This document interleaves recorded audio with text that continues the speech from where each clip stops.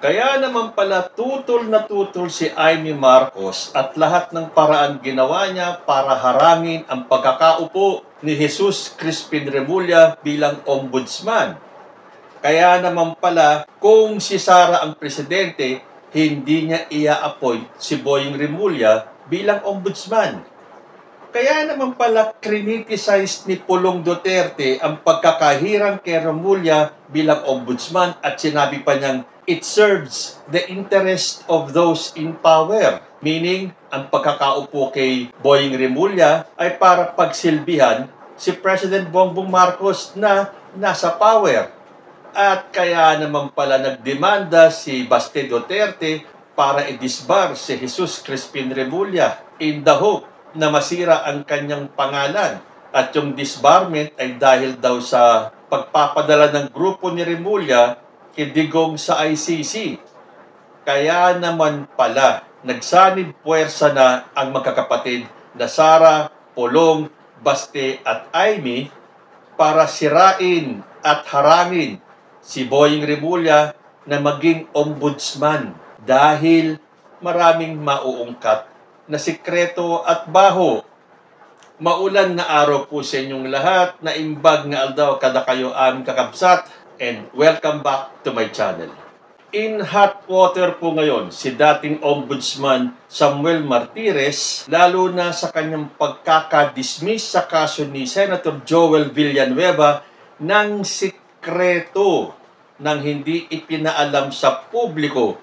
Yung pong issue kay Joel Villanueva na siya ay pinadidismiss ni dating Ombudsman Conchita Carpio Morales at perpetual na hindi na makakabalik sa gobyerno ay ni-reverse ni Samuel Martires nang wala pong ibang nakaalam kundi silang dalawa lang ni Joel Villanueva. Hindi alam ng Senado, hindi alam ng opisina ng Ombudsman, lalong hindi alam ng taong bayan. Gusto ko lang bigyan ng sarili kong reaction, pansarili kong opinion, itong mga statement ni former Ombudsman Samuel Martires kung bakit inilihim niya ang pagkakadismiss ng kaso ni Joel Villanueva. Sabi dito sa isang statement ni Martires, "Kaya hindi ako nagsasalita, it is not because pinoprotektahan ko ang mga taong ito. Kaya hindi ako nagsasalita dahil wala akong karapatang sirain ang kanilang future." Parang ang gulo ng statement na to ni Martires. Sabi niya, kaya hindi ako nagsasalita dahil wala akong karapatang sirain ang kanilang future. Ano ang sisirain niya sa future ni Villanueva kung isinapubliko nila itong kanyang desisyon na i-reverse ang dismissal ni Senator Villanueva? Hindi nga ba't ipinag-utos ni Ombudsman Carpio Morales na i-dismiss sa serbisyo si Senator Joel Villanueva? Yun ang nakakahiya. Yun ang sumira sa future ni Joel Villanueva. Dahil nalaman ng taong bayan ang anumalyang ginawa niya. Tapos, sometime in 2019, ni-reverse ni Martires yung desisyon ni Carpio Morales at pinawalang sala si Villanueva. Yun ba ang pagsira sa future ni Villanueva? Hindi ba? Kung galing sa kahihiyan si Villanueva, ni-reverse mo yung desisyon, hindi ba iyon ang maglilinis sa pangalan ni Villanueva? Hindi yun sisira sa kanyang future, kung hindi patatatagin ang kanyang pwesto bilang senador na inabsuelto sa anomalya. So parang ang gulo naman ng statement ni Martires. Para daw wag masira ang future. Binuhay mo nga yung future eh. Ni-reverse mo yung desisyon, hindi na siya madi-dismiss, nilinis mo ang pangalan. Kaya bakit mo sasabihin na kaya hindi ka nagsasalita dahil ayaw mong sirain o wala kang karapatang sirain ang future ni Villanueva? Ano ba to? Tinatanga mo naman ang taong bayan eh. Ang sabi naman ni Remulla, ang issue lang naman dyan, transparency lang eh. Yan ang masakit dyan eh. Bakit hindi alam ng taong bayan? Kahit yung mga tao sa Senado, hindi alam. Tapos, ang sagot lang ni Martires, dahil ayaw niyang sirain ang future ni Villanueva? O wala nang mahagilap na dahilan si Martires para idepensa ang kanyang ginawang secret deal with Villanueva? Ano nga ba ang namagitan sa kanilang dalawa para i-dismiss niya yung kaso ng walang nakakaalam? Lumabas lang yung dismissal nung ipapatupad ni Remulla yung directive ni Carpio Morales na tanggalin sa pwesto si Joel Villanueva. So kung ikukonekta mo kung bakit ganun na lang ang pagiging loyal ni Joel Villanueva kay Rodrigo Duterte, ay dahil isa na to. Tumatanaw siya ng utang na loob. Kailangan niyang pagbayaran itong ginawang reversal ng desisyon sa kanyang kaso. E di, libre na nga siya. Malinis na. Clean slate na. Pero tama ba ang ginawa ni Martires? Sabi naman ni former Senator Richard Gordon tungkol sa inilihim ni dating Ombudsman Samuel Martires na pagbaliktad sa dismissal order na hinalinhan nitong si Conchita Carpio Morales laban kay Senator Joel Villanueva sa kasong malversation dahil sa PDAC or dun sa Priority Development Assistance Fund scandal. I think hindi valid yan. Public na public yung sinabi ni Justice Conchita Morales na dating ombudsman at justice ng Supreme Court. In the first place, hindi naman state secret yan eh. Sa mga ganito na may public interest that requires public scrutiny na dapat mapag-aralan ng tao, hindi mo pwedeng itago yan. Pag tinago mo yan, hindi mo pwedeng i-justify na tama yan kung mali ang pamamaraan mo. Kasi nga, tulad nung desisyon ni Carpio Morales na i-dismiss si Senator Joel Villanueva sa kanyang pwesto at ito ay isinapubliko, pwede palang magsalita ang publiko. Pwede nilang questionin, magkaroon ng debate kung bakit siya ay i-dismiss. Kaya po pala kailangan itong i-announce sa publiko. Ang ginawa ni Martires, walang pagkakataon na may kumwestiyon sa kanyang desisyon. So ano yun? Para protektahan si Joel Villanueva? Or dahil kaya niya sinabi na ayaw niyang masira ang future ni Joel Villanueva ay siguradong may aalma, may magtatanong, may magkwestiyon sa kanyang ginawang desisyon na i-dismiss ang kaso ni Villanueva. Kaya nga hindi ba may nagsasabi na kung yun ay ginawang sikreto at hindi isinapubliko, invalid yun. So ngayong out in the open na yung ginawa ni Samuel Martires na dinismiss niya yung kaso ni Joel Villanueva ng palihim, di marami ng kumustyon. Tulad itong tanong ni ANC anchor Carmina Constantino Torres. Tanong niya, when did Senator Villanueva file his motion for reconsideration in 2016? Ang sagot ni Martires, you know this is a 2019 decision that I made. I don't remember anymore the details of the case. All I remember is that I approved or I granted a motion for reconsideration filed by Senator Joel Villanueva and some other persons. Maniwala tayo dyan? Imposibleng hindi mo matatandaan yung kaso ni Villanueva. Napaka-imposible yan. Bakit? Wala kang records? Hindi ba nakasulat sa libro mo yan? Wala bang detalye doon sa pagkakadismiss mo sa kanyang kaso kung kailan nag-file ng motion for reconsideration si Joel Villanueva? Walang nakalista? Kung walang nakalista, bakit? Para walang makaalam? Walang magbulatla? Walang kumwestiyon? Ngayon, nabuko ng taong bayan. Marami kang dapat sagutin.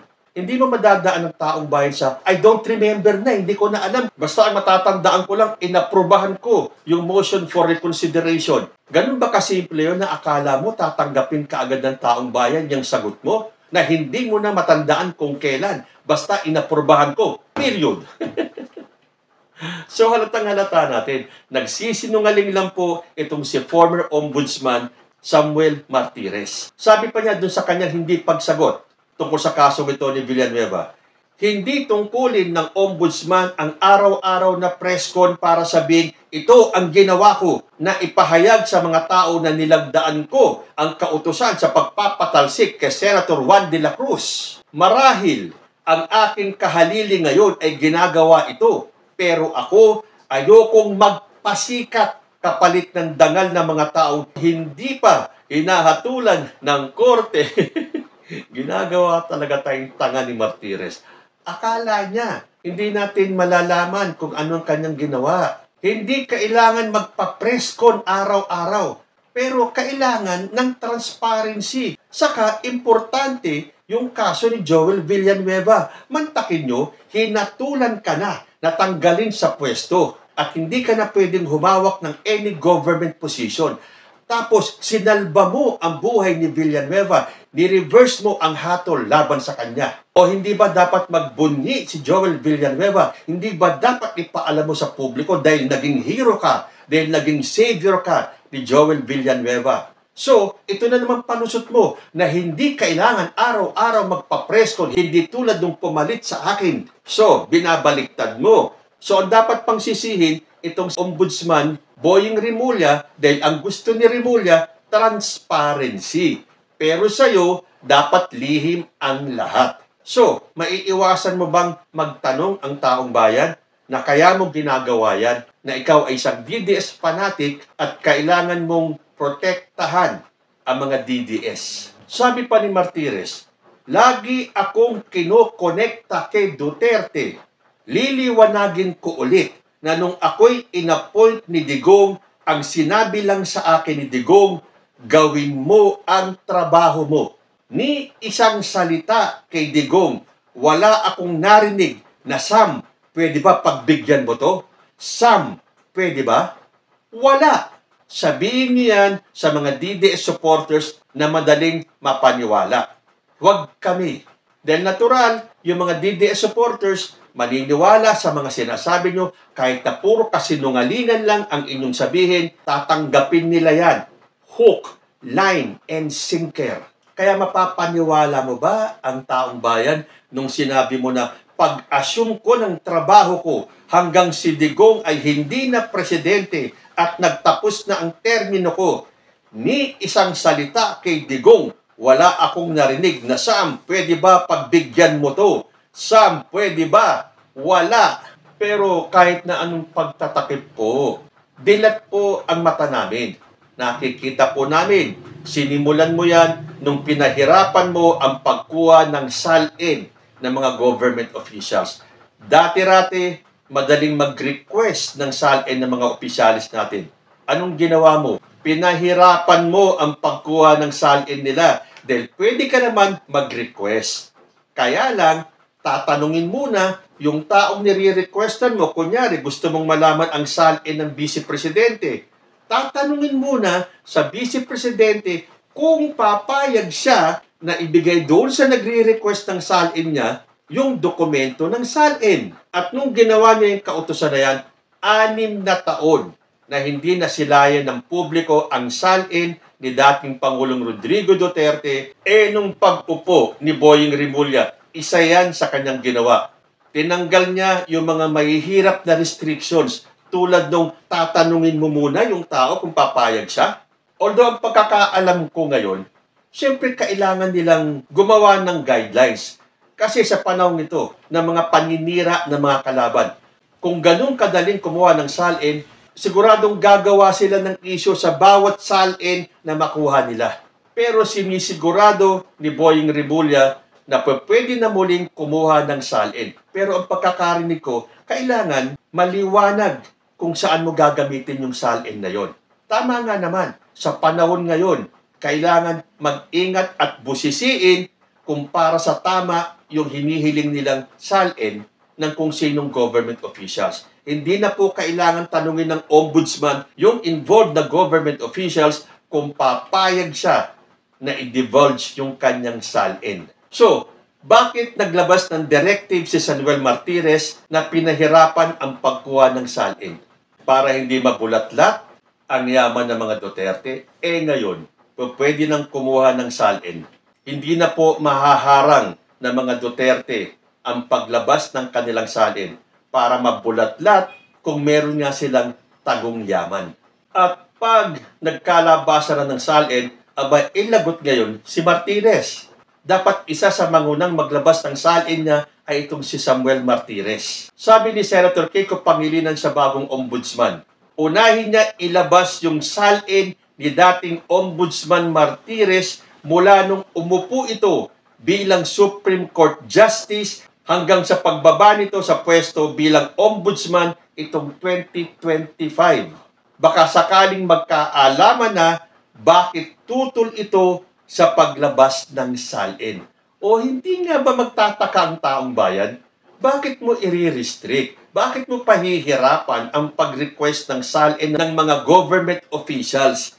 And the people has the right to know kung sila ay nagpayaman sa pwesto. So tama lang na isa si Martires na maglabas ng kanyang salin para naman mapatunayan niya na hindi siya yumaman sa pwesto. So, sa ginawa niyang pag-dismiss sa kaso ni Joel Villanueva ng palihim at kung ano-anong dahilan pa ang kanyang sinasabi na hindi naman tinatanggap ng taong bayan, dapat pong maglabas ng maliwanag na paliwanag si Samuel Martires. So para sa akin, isa po yan sa dahilan kung bakit pilit na hinaharang ng magkakapatid na Duterte ang pagkakahirang kay Remulla bilang ombudsman. Kayo po, ano ang masasabi ninyo? Comment lang po down below and I will see you in my next video. Diyos ti Admina.